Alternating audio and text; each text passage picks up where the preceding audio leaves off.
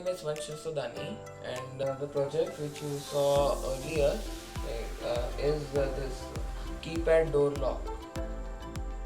I will show you how it unlocks.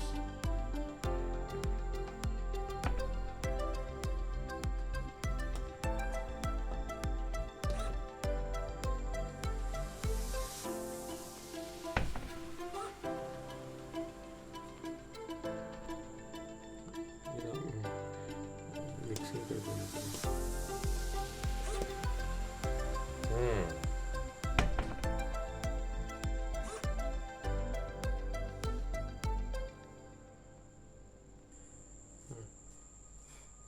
So here when I enter the code 1 2 3 4, then this servo motor unlocks, and this LCD display shows the password, like it shows the enter password message. Also when I enter the password, it shows access granted.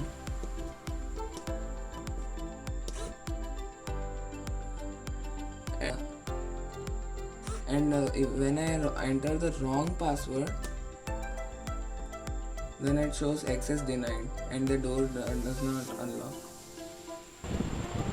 So now I will show you the code of this project. So this is the code.